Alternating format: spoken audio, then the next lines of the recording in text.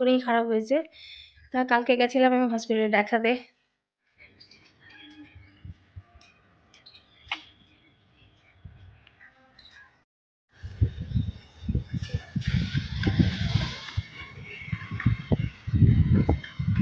নমস্কার আমার প্রিয় ইউটিউব পরিবার, তোমরা সবাই কেমন আছো? আশা করছি তোমরা সবাই অনেক ভালো আছো, সুস্থ আছো, আমিও ভালো আছি।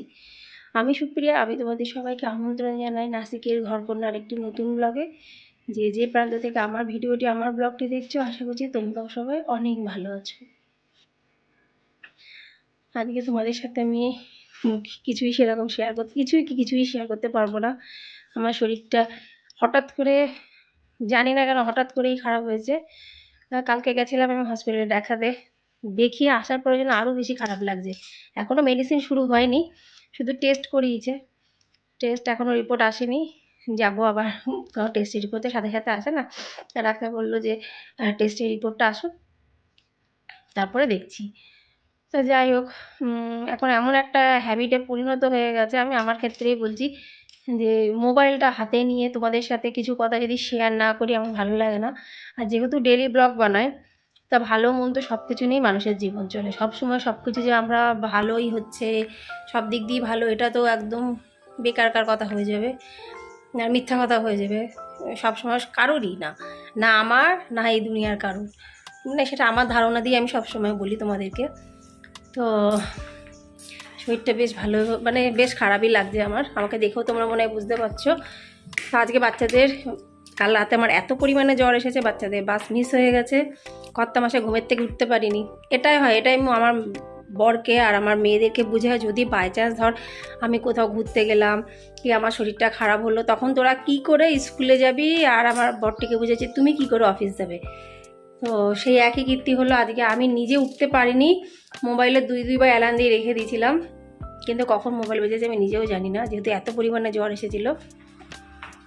তো আজকে বাসও মিস হয়ে গেছে, ওদের স্কুলে যাওয়া হয়নি, অফিস যাওয়া হয়নি, আর স্কুলে যেতেই হবে, বুক দেবে আজকে। তাই যেটা ভেবেছিলাম সেটাই হলো, বাস মিস হয়ে গেছে, কত মাসের অফিসের সময় পেরিয়ে গেছে, কিন্তু স্কুল যেতেই হতো, বই নিতে হবে। আর যতক্ষণ পর্যন্ত বাচ্চারা হাতে বই না পাবে পড়াশোনা তো করতে বসবেই না। তা ওই জন্য আমি বললাম যে তাহলে আর কি হবে, ওই জন্য কত মাসায় গেল মেয়েদেরকে নিয়ে স্কুলে, ওদেরকে ছাড়বে, প্লাস বই নিয়ে আসবে। আর তার থেকেও বড় কথা, গ্যাস যখন তখন ফুরিয়ে যাবে। একটা গ্যাসের সিলিন্ডার ফাঁকা পুরো, আর একটা গ্যাস প্রায় 25 দিন আগে লাগানো হয়েছে সিলিন্ডার। আমার ভিডিও দেখলেও তোমরা জানতে পেরে যাবে, পুরনো ভিডিও দেখলে প্রায় 25 দিনের উপর হয়েছে সিলিন্ডার লাগানো। বারবার ফোন করছি, কিন্তু গ্যাস এখনও দিতে আসেনি। তা মেন কথা এটাই, যদি গ্যাস না থাকে তাহলে রান্না হবে কী করে। আমি যে তুমি আগে যাও আর ওখান থেকে কোনো একটা ব্যবস্থা কিছু করো, ফোন তুলছে না তারা। তা অনেক কাজ নিয়ে কর্তামশাই গেছে আজকে, যদি গ্যাসটা পাওয়া যায় তাহলে খুবই ভালো, কারণ কি যখন তখন গ্যাস ফুরিয়ে গেলে গেল সমস্যা পুরো। গ্যাস একটা সিলিন্ডার ফাঁকা, আর একটা প্রায় 25 দিনের উপরে হয়ে গেছে, মানে বলতে পারো যে এখনই রান্না করতে করতে এখনও ফুরিয়ে যেতে পারে। তাহলে অনেকগুলো কাজ নিয়ে আজকে উনি বেরিয়েছে। আর কালকে যখন দিদির বাড়িতে গেছিলাম, আর তোমরা তো যখন ডাক্তার দেখাতে গেলে দিদির বাড়িতে আমি যাই, তা দিয়ে আসার সময় অনেক কিছু দিয়ে দিয়েছিলো, রাতে তো আমি খাইনি, খেতে পারিনি, বাচ্চারা সেরকম একটা খাইনি। কিছু কিছু জিনিস রয়ে আছে, এই দেখো, এই যে ডাল রয়ে আছে, সয়াবিনের তরকারি রয়ে আছে, পায়েস দিয়েছিল, খানিকটা পায়েস আছে,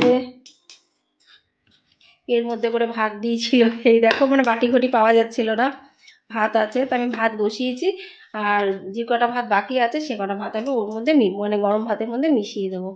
আর আমি একটা তরকারি বানাবো, একটা তরকারি না বানালে তো হয় না। একটা কালকে অফিস থেকে আসার সময় পটল নিয়ে এসেছে, এবছরকার প্রথম পটল খাবো।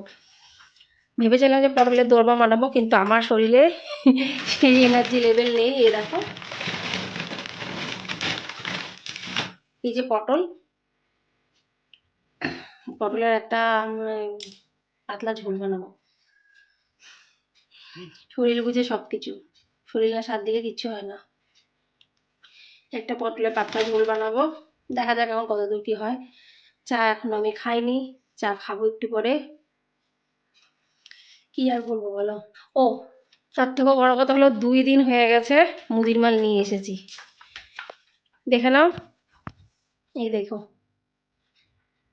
দাঁড়াও লাইটটা জ্বালাই, তাহলে বুঝতে পারবে ভালো করে।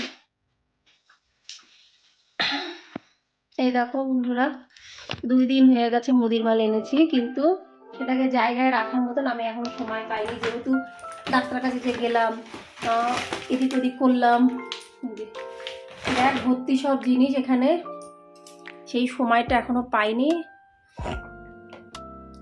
তো রাখবো, সবই করতে হবে, কিন্তু ধীরে ধীরে করবো, লাফালাফি করে করবো না।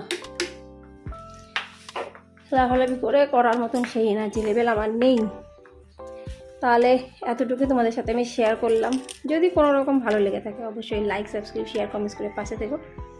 তাড়াতাড়ি সুস্থ হয়ে যাই, আর তারপর আবার প্রতিদিনকার মধ্যে তোমাদের সাথে ভালো ভিডিও, ডেইলি ভিডিও যেরকম আমি শেয়ার করি সেরকম শেয়ার করার চেষ্টা করবো। তাহলে আজ এই পর্যন্তই, আবার দেখা হবে তোমাদের সাথে পরবর্তী ব্লগে। ততক্ষণ জন্য নমস্কার, বাই বাই, টাটা।